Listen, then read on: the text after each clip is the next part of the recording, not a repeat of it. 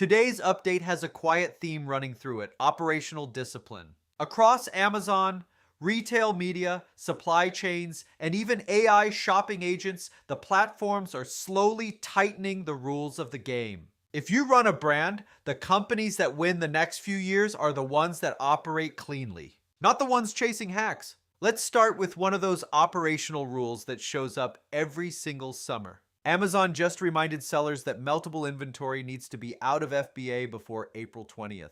This is not a new rule, but every year, a surprising number of brands ignore it and end up paying for it. If you sell products that melt at 155 degrees Fahrenheit or below, Amazon does not want them sitting in fulfillment centers during peak heat months. That includes things like chocolate, gummies, certain supplements, and wax-based products. From April 20th through September 28th, Amazon will not accept meltable inventory into FBA.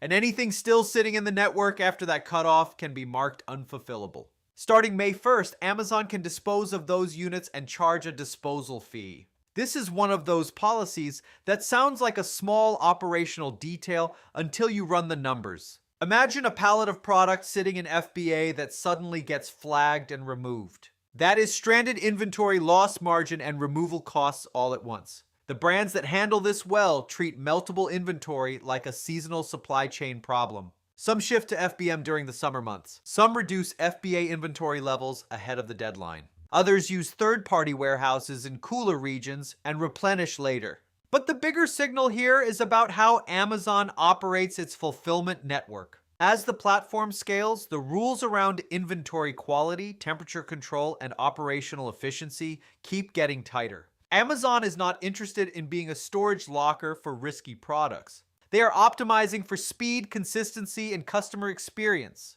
And that theme actually connects to the next update inside Seller Central. Amazon quietly expanded Product Opportunity Explorer with a new feature called Saved Opportunities. If you have used Opportunity Explorer before, you know the drill. It is Amazon's internal research tool that analyzes demand, competition, search volume, and pricing across product niches. The big frustration historically was that every time you left the tool, you basically had to start your research all over again.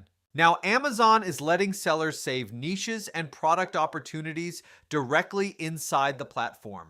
Those saved ideas appear inside a new tab called Your Saved in Recent Views. You can track demand trends over time, revisit niches, and download the data when you want to analyze it further. At first glance, this feels like a small feature update, but step back and look at what Amazon is doing strategically. They are slowly turning Seller Central into a full research and planning environment. Product discovery, demand validation, competitive analysis, all inside Amazon's own ecosystem. Historically, sellers relied on external tools like Helium 10, Data Dive, or Jungle Scout to build product pipelines. Amazon is clearly moving in the direction of giving sellers more first-party demand data directly in the platform. And first-party data always wins in the long run, because Amazon sees the actual purchase behavior behind those searches. For brands planning new SKUs or catalog expansion, this tool is quietly becoming one of the best places to validate demand signals early. And if you build a habit of saving niches as you research them, you essentially build a pipeline of potential product launches inside Seller Central. Now, this next story might seem unrelated at first, but it actually ties directly into how retail platforms are evolving. Target generated $915 million in advertising revenue last year. That number matters even more when you realize Target's retail sales have been flat or declining for over a year. Their core retail business has been soft, but their advertising business keeps growing. That tells you something important about modern retail. Retailers are becoming media companies with stores attached. Amazon figured this out first. Walmart leaned in next. Now Target is doing the same thing through its Roundel advertising network. For brands, this changes how visibility works. Shelf space is no longer just earned through product performance. It is increasingly purchased through advertising. That means media budgets are becoming part of the cost of doing business inside retail ecosystems. And when retailers see advertising generating nearly $1 billion in revenue, they are not slowing down. Expect more sponsored placements, more retail media tools, more measurement systems. Visibility inside retail is slowly turning into a paid channel. And speaking of marketing performance, there is an interesting report out of StackAdapt looking at how marketing teams are evolving in 2026. The top marketers are separating from the rest of the field, not because they spend more money, because they operate differently. 75% of marketers expect budgets to increase this year, but the biggest performance difference is coming from how teams run campaigns across channels. Multi-channel campaigns generate 47% higher click-through rates compared with single-channel campaigns. At the same time, 2/3 of marketers say siloed marketing execution wastes up to 30% of programmatic budgets. Think about that. 30% of spend disappearing because the systems are disconnected. Search teams doing one thing, social teams doing another, display campaigns operating in their own silo. The highest performing teams are integrating everything. Search, social, display, video, streaming television, all coordinated around shared data and unified creative strategy. AI is also playing a big role here. Advertisers using AI-powered targeting or first-party data are reporting roughly double the return on ad spend compared with traditional targeting models. And AI-driven creative production is exploding. Video and motion-based creative increased nearly 60% year over year, which makes sense. AI tools are making it dramatically faster to generate creative variations and test them across campaigns. The takeaway for brands is simple. Disconnected marketing stacks waste money. The companies that unify their data, creative, and media strategies will outperform the ones still running fragmented campaigns. And if you are running an e-commerce brand right now, that operational complexity probably sounds very familiar, which is actually a good place to pause for a quick note about Bellavix. Because this exact problem shows up in almost every brand conversation we have. One team is handling Amazon. Another team is managing paid media. Someone else is running influencers. And none of the data is actually connected. That is where things break. Bellavix has helped brands generate over $500 million in Amazon sales by bringing those moving pieces into one operating strategy. We are also a verified Amazon Ads partner. Our focus is not theory. It is hands-on execution that turns marketplace complexity into a clear plan for growth. If your brand is trying to scale across Amazon while also coordinating paid media, creative, and influencer strategy, that alignment matters more than most people realize. You can learn more at bellavix.com. Now, while marketing complexity is rising, retailers are dealing with a completely different challenge on the supply chain side. Tariffs are back in the conversation again. Costco recently confirmed they are already adjusting sourcing strategies to deal with potential tariff increases in 2026. The company is negotiating with suppliers, shifting manufacturing to alternative countries, and preparing for selective price adjustments. Costco has always been known for a limited SKU strategy. That small assortment gives them serious negotiating leverage with suppliers. But even Costco is preparing for cost pressure. For brands, tariffs create a difficult balancing act. Retail partners will push suppliers to absorb the cost increases. Suppliers push back because their margins shrink. Eventually, someone has to move prices. The brands that survive these cycles usually have more diversified supply chains. If you rely on one manufacturing region and trade policy suddenly shifts, your margin can disappear overnight. Tariffs are not new, but they remain one of the most unpredictable forces in global retail. And supply chains in general are entering a new phase. After the pandemic surge in demand, retail growth has normalized. That sounds healthy, but it is exposing a lot of operational inefficiencies. Many brands built huge inventory pipelines during the supply chain chaos of the last few years. Now demand has cooled, and those companies are sitting on excess inventory while margins tighten. At the same time, customer expectations have not gone backwards. Consumers still expect fast delivery, consistent availability, and seamless shopping across channels. So brands are stuck balancing two competing pressures: reduce costs, but still deliver premium service. That tension is driving investment into supply chain visibility tools, better forecasting systems, and automation. The companies that manage inventory precisely will outperform the ones still operating with guesswork. And inventory discipline connects directly to another massive cost problem in retail: returns. A new industry report estimates retailers processed $706 billion in returns last year. Roughly $100 billion of that is considered preventable loss tied to fraud or abuse. But fraud is not the only issue.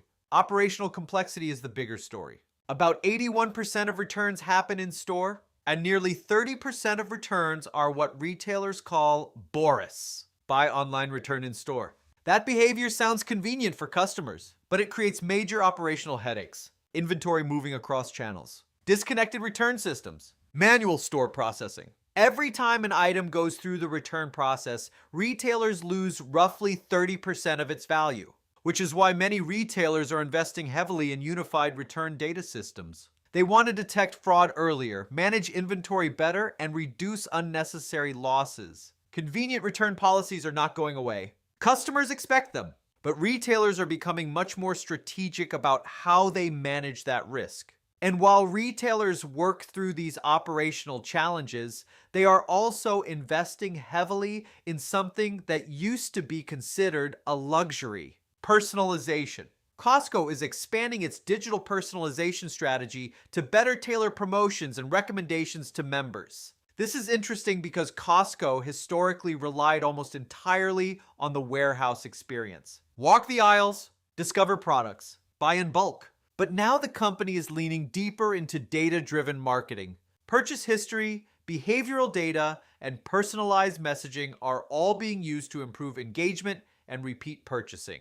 For membership-driven retailers like Costco, personalization can dramatically increase basket size and lifetime value. It is a reminder that even the most traditional retail models are evolving into data-driven ecosystems. And speaking of data, Amazon is pushing AI deeper into Seller Central Analytics. Sellers will soon be able to ask questions about their account performance using natural language. Instead of digging through dashboards, you can ask something like, "Why did my sales drop last week?" Or "Which ASINs are driving the most advertising revenue?"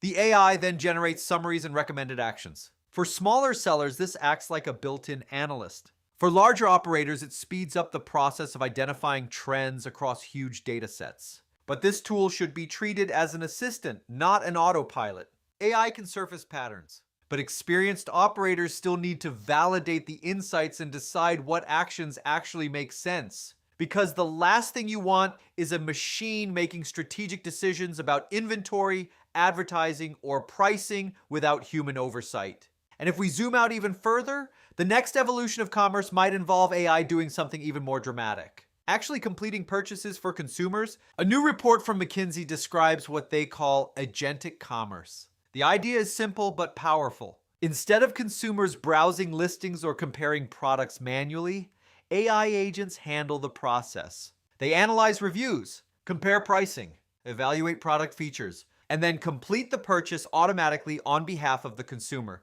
Right now, these systems mostly influence decisions, but the next phase involves actual transaction execution.